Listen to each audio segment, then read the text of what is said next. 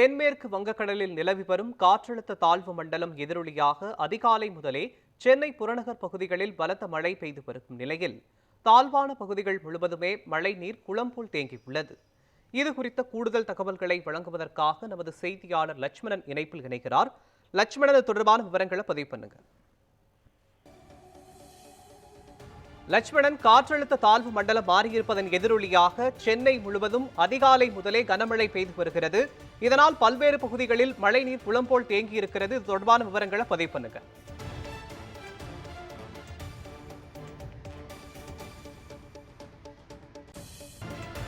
கண்டிப்பாக மோகன், குறிப்பாக இந்த வடகிழக்கு பருவமழை தொடங்கி தமிழகத்தில் மட்டுமல்லாமல் பல்வேறு மாநிலங்களில் கூட இது போன்ற கனமழையானது பெய்துதான் வருகிறது. குறிப்பாக தமிழகத்தில் மட்டுமே கடந்த 2 நாட்களாக, அதாவது 1 மாதங்களுக்கு முன்பாக பெய்த மழையின் எதிரொலியாகும் தற்பொழுது அந்த மழையின் தாக்கமானது சற்று அதிகரித்துள்ளது. குறிப்பாக இந்த வங்கக்கடலில் உருவாகியுள்ள காற்றழுத்த தாழ்வு பகுதியானது தற்போது வலுவடைந்துள்ளதால் இது போன்ற மழையானது பெய்து வருவதாகவும் வானிலை ஆய்வு மையம் தற்போது தகவல் தெரிவிக்கப்பட்டிருக்கிறது. குறிப்பாக இந்த வளிமண்டலம், அதாவது இந்த கீழடுக்கு வளிமண்டல சுழற்சி காரணமாகவும் தற்போது இந்த மழையான அளவானது அதிகரிக்கக்கூடும் எனவும் தற்போது தகவல் தெரிவிக்கப்பட்டிருக்கிறது. அதன் எதிரொலியாக தான் சென்னை புறநகர் பகுதிகள் முழுவதுமே அதிகாலை முழுவதிலே சென்னை முழுவதுமே இந்த பல்வேறு பகுதிகளில் பலத்த மழையானது பெய்து வருவதன் காரணமாக தாழ்வான பகுதிகள் முழுவதுமே இந்த மழைநீரானது தற்போது தேங்கி காணப்பட்டு வருகிறது. குறிப்பாக இந்த பாலங்கள், அதாவது இந்த ஜெமினி பாலம், ராயப்பட்டா மற்றும் வடபழனி போன்ற பல்வேறு பகுதிகளில் உள்ள இந்த மேம்பாலத்திற்கு கீழ் கூட இது போன்ற மழைநீரானது தற்போது தேங்கி காணப்பட்டு வருகிறது. அந்த வகையில் நம்ம இருக்கக்கூடிய காட்சியானது சென்னை வள்ளுவர் கோட்டம் உள்ள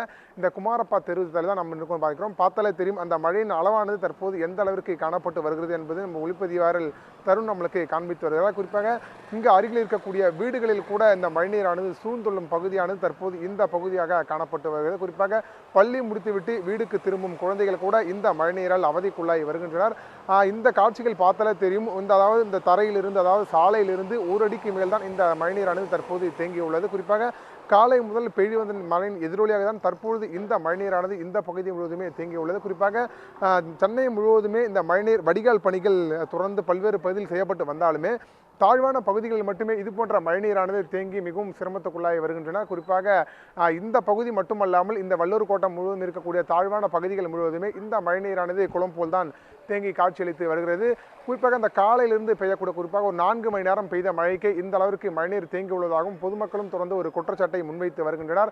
இந்த பகுதி மட்டுமல்லாமல் இந்த வடபழனி போன்ற முக்கிய பகுதியில், தாழ்வான பகுதிகளில் கூட இந்த மழைநீரானது இது போன்றுதான் தேங்கி அளிப்பதாகவும், அதனை ஒரு பக்கம் மாநகராட்சி தீவிர பணியின் மூலம் அப்புறப்படுத்தும் பணியாளர் நடைபெற்று வந்தாலுமே கூட இது போன்ற பகுதிகள் முழுவதுமே இந்த மழைநீரானது தேங்கிதான் காணப்பட்டு வருகிறது. குறிப்பாக இந்த மழைநீரை அப்புறப்படுத்தும் பணியில் கூட இந்த மின் மோட்டார் மூலம் தூய்மை பணியாளர்கள் தொடர்ந்து காலை முதலே அப்புறப்படுத்தும் பணியில் தான் தற்போது ஈடுபட்டு வருகின்றனர். அதன் தொடர்ச்சியாக இது போன்ற சிறிய பகுதிகளில் இந்த மழைநீரை அப்புறப்படுத்தும் பணி மாநகராட்சி கவனம் செலுத்தவில்லை என்றும் இந்த பகுதியில் உள்ள மக்களும் தொடர்ந்து ஒரு குற்றச்சாட்டை முன்வைத்து வருகின்றனர். குறிப்பாக இந்த 4 மணி நேரம் 5 மணி நேரம் தொடர்ந்து பெய்து வரும் மழையின் தாக்கத்தினாலும் கூட இந்த பகுதியில் மழைநீரானது தேங்கி காணப்பட்டு வருவதாகவும், தொடர்ந்து இது குறித்து நடவடிக்கை எடுக்க வேண்டும் மாநகராட்சியிடம் தெரிவித்தும் இதுவரைக்கும் நடவடிக்கை எடுக்கவில்லை என பொதுமக்கள் சார்பாக இந்த பகுதி மக்கள் குற்றச்சாட்டு முன்வைத்துள்ளனர். மோகன், விவரங்களையும் காட்சிகளையும் வழங்கியதற்கு நன்றி லட்சுமணன்.